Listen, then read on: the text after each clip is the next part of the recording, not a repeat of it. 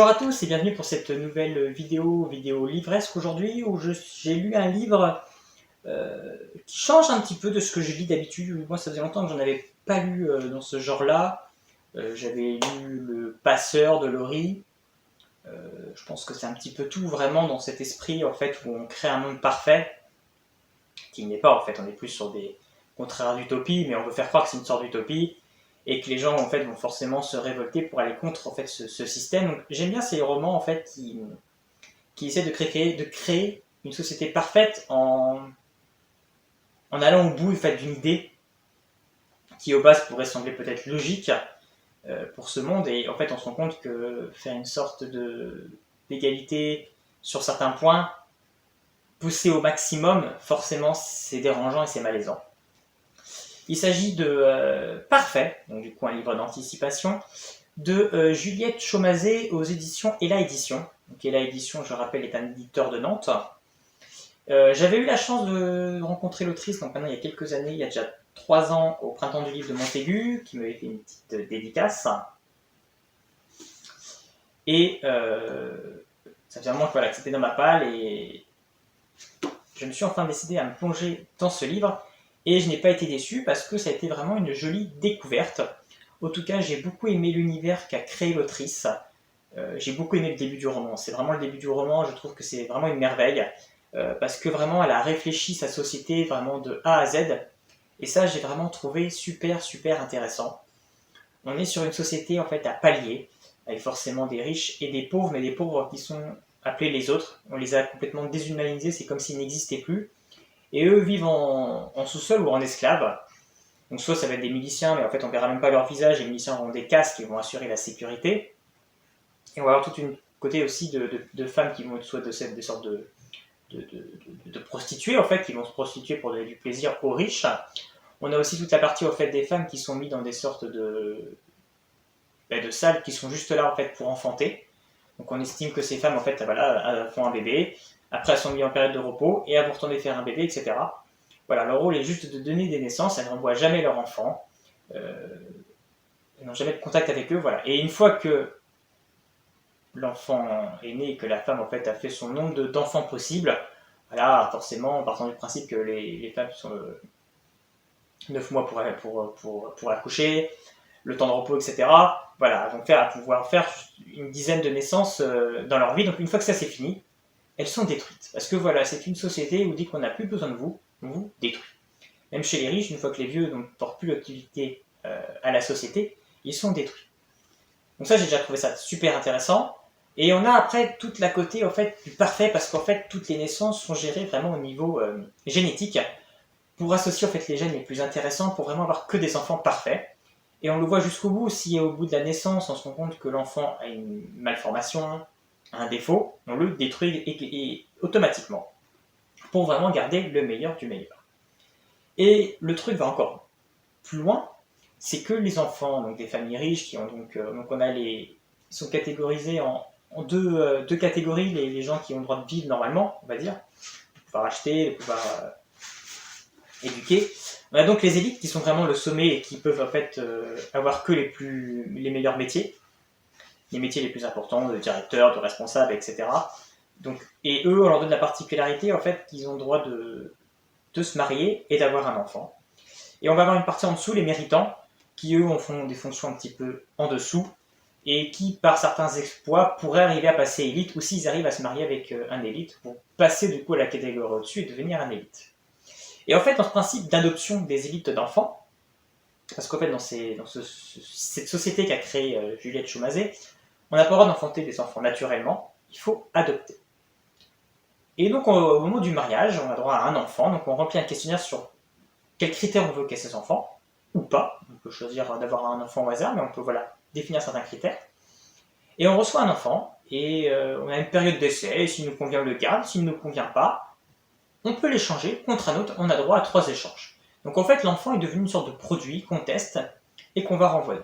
Et donc voilà, on découvre donc cette société vraiment qui tourne vers la perfection, où la logique du parfait est vraiment tournée au maximum, et vraiment sur cette société tournée en fait autour de la naissance de l'enfant, et sur cette envie en fait, d'avoir un enfant parfait, sans défaut, et qui soit beau et talentueux. Donc voilà un petit peu l'intrigue faite au début du livre, la présentation de l'univers. Pour aller jusqu'au bout, c'est vrai que dès le début, en fait, elle présente son livre en présentant limite comme des textes de loi. Et j'ai trouvé ça super bien fait parce que ça nous explique vraiment le fonctionnement de cette société et j'ai vraiment trouvé ça super intéressant. Et c'est vrai que, voilà, on comprend qu'ils sont dans cette logique que pour eux, c'est le meilleur fonctionnement possible. Nous, forcément, avec notre mode de vie d'aujourd'hui, on se rend compte que c'est malaisant et que ce serait horrible de vivre dans des conditions comme ça. Surtout, en fait, dans la suite au début de l'histoire, où, en fait, on suit une famille qui cherche à adopter. Et eux, ils veulent absolument en fait avoir un enfant, beaucoup pour l'image, beaucoup pour avoir un enfant qui va réussir, qui va les rendre fiers, plus au fait pour leur satisfaction personnelle, plutôt qu'au fait dans l'esprit de se dire pour donner de l'amour. Donc en fait, on suit la famille Durtin, qui fait une première adoption. Et il se trouve qu'en fait, l'enfant fait que pleurer, voilà, il a une maladie, il y avait un vice de fabrication, on va dire. Du coup, ils le renvoient, et ça compte pas en fait dans leur nombre d'échanges qu'ils ont d'enfants, ça compte pas parce que voilà, il y avait un défaut à la base. Donc ils perdent déjà un enfant. Ils en reçoivent un deuxième qui lui arrête pas de pleurer, etc. quand au moment de ses dents poussent, etc. Et donc ça les dérange, ils n'arrivent pas à dormir, etc. Enfin voilà, ils se rendent compte que c'est pas fait pour eux. Donc ils le rejettent. Ils ont un autre enfant où voilà, physiquement c'est pas forcément ce qu'ils attendaient. Ça leur convient pas forcément, il y a des petits défauts aussi, etc. Donc ils décident une fois de plus de l'abandonner et se rendent compte qu'ils ont du mal en fait, avec des enfants très très jeunes. Le premier c'était un nourrisson, ils ont eu du mal. Après ils avaient pris un enfant un peu plus âgé, 2-3 ans, ils ont du mal aussi. Donc là ils en prennent un complètement plus vieux, donc il va avoir 8 ans quand il va arriver. Il va s'agir d'Hakim. Et qui Hakim lui a un passif, parce que forcément lui avait déjà été adopté par une famille, mais ses parents l'aimaient. Ça c'était un fait, il était heureux. Mais ses parents sont morts dans un accident. Et donc forcément, il a été remis en fait, à l'orphelinat pour être remis en adoption. Et donc il est donc adopté par les Durtin. Et il se rend bien compte que c'est sa troisième adoption, parce qu'entre les deux, il y a eu une autre adoption qui s'était aussi mal passée. Donc il comprend bien que de toute façon, s'il ne fait pas l'enfant parfait, les Durtin ne vont pas le garder. Et comme il a déjà eu 3 adoptions, il sait ce qu'il advient, c'est la destruction, il sera détruit. Ou il finira dans le bas, en esclavage. Donc, il va se faire passer pour l'enfant parfait, même s'il n'est pas forcément d'accord avec le fonctionnement des Durtin, il va jamais les contrarier pour se faire passer pour l'enfant modèle. Il va découvrir sa voisine, qui aussi donc, avait adopté un enfant, et eux qui étaient dans une autre logique, que peu importe l'enfant qu'ils auraient eu, il faut là tout ce qu'eux voulaient, c'était avoir un enfant et pouvoir l'adopter. Et c'est Théodora plutôt, je crois. Et ils vont un petit peu se lier d'amitié, Théodora. Ils vont donc se lier d'amitié. Elle a 7 ans, 7-8 ans de plus que lui, mais ils vont se lier d'amitié et ils vont trouver qu'ils ont un peu les mêmes yeux. Et comprendre que peut-être qu'ils ont un lien génétique en commun. Et à travers en fait la vie de Hakim surtout, on va découvrir la société, ses travers, et avancer avec lui, voir que lui, voilà, il veut essayer de comprendre mieux les choses et peut-être de les changer. Donc voilà un petit peu en gros l'histoire globale du livre. Donc vraiment, comme je dis, le début du livre, moi j'ai vraiment adoré. J'ai aimé le début où en fait on nous présente tout le fonctionnement de la société, j'ai trouvé ça très bon. J'ai aimé toute l'histoire du début avec cette famille Durtin en fait qui a des déboires avec tous les enfants qu'ils adoptent. Donc on comprend bien la logique en fait de chercher la perfection qui rend le truc complètement malsain.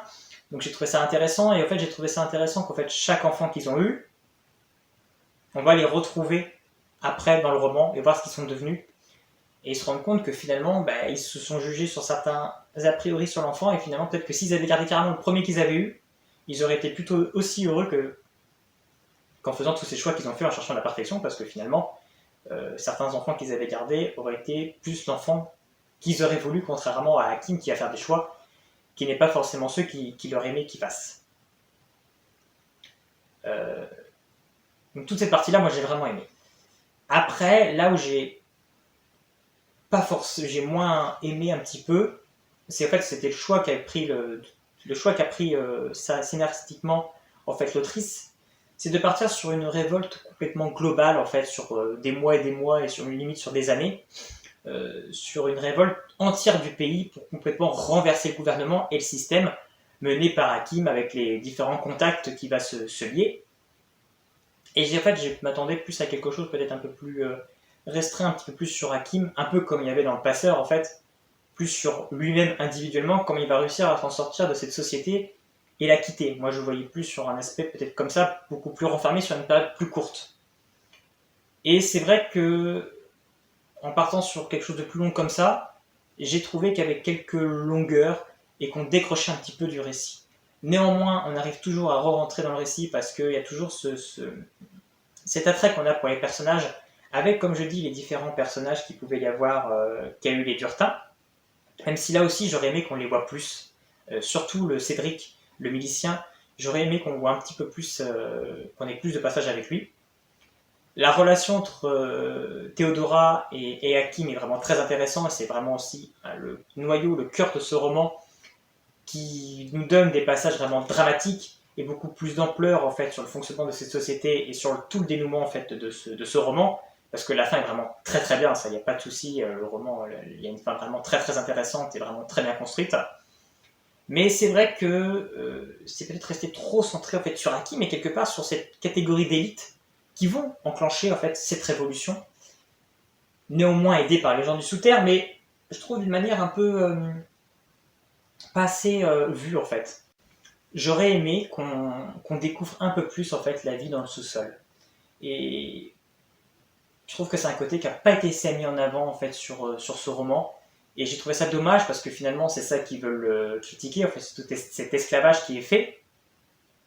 Et finalement j'ai trouvé que c'était pas, voilà, on n'avait pas assez de vision en fait vraiment sur concrètement, enfin, si, enfin, on le devine mais on ne le lit pas, c'est ça. C'est plus ça, on ne le découvre pas forcément avec des yeux de personnage, on le devine, on le comprend parce que voilà, certains l'expliquent, mais j'aurais aimé beaucoup plus de profondeur là-dessus. Et peut-être avoir un personnage justement qui vit vraiment là-dedans et qui aurait, enfin il y en a bien une, mais je trouve que voilà, on la voyait pas assez, c'est vraiment très centré sur Hakim mais qui finalement côtoie beaucoup d'élites, et donc on a l'impression, de la même manière qu'à la Révolution française, les paysans auraient beau se révolter, ça n'aurait jamais marché, et qu'ils ont réussi la Révolution parce qu'ils ont aidé par les bourgeois.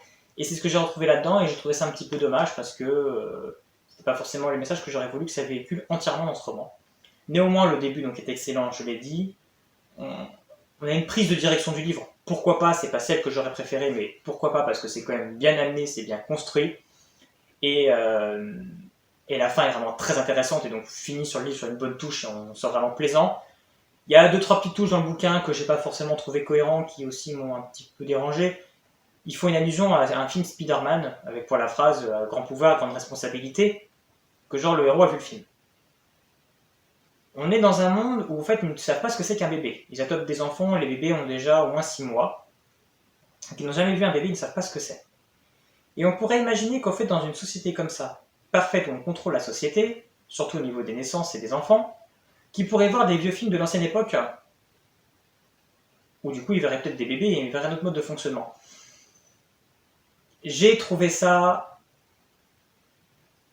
nul de mettre ça en fait, concrètement, parce que je trouve qu'il y a eu d'autres petites choses un petit peu comme ça, où si on réfléchit bien sur le contexte, ça c'est pas cohérent qu'il ait pu voir ça ou qu'il s'est pu se passer ça, parce que on se rend bien compte que dans une société en fait parfaite où on veut contrôler beaucoup de choses, un peu totalitaire, il y a de la censure sur certaines choses, et on peut bien imaginer qu'ils ne verraient pas des films qui étaient produits dans notre système actuel, enfin dans notre monde d'avant. Donc là-dessus, j'ai trouvé ça un peu... Après, on peut imaginer que c'est pas forcément le même Spider-Man que nous, et que c'était un Spider-Man qui a été produit... Encore qu'ils disent quand même bien que c'est dans un vieux film, donc on peut imaginer que c'est quand même bien le même. Donc, voilà, petite touche un peu bémol. Mais néanmoins, j'ai passé un bon moment de lecture. Si vous aussi, vous avez lu Parfait de Juliette Chaumazé, n'hésitez pas à me laisser un petit commentaire. Sinon, si vous aimez voilà, les mondes parfaits, 1984, la saga du passeur, n'hésitez pas à lire ce livre parce que vraiment on est sur la même veine et c'est vraiment toujours très intéressant en fait de comprendre d'autres modes de société complètement irresponsables. N'hésitez pas à me laisser donc un petit commentaire et puis on se retrouve bientôt pour une prochaine vidéo. À bientôt.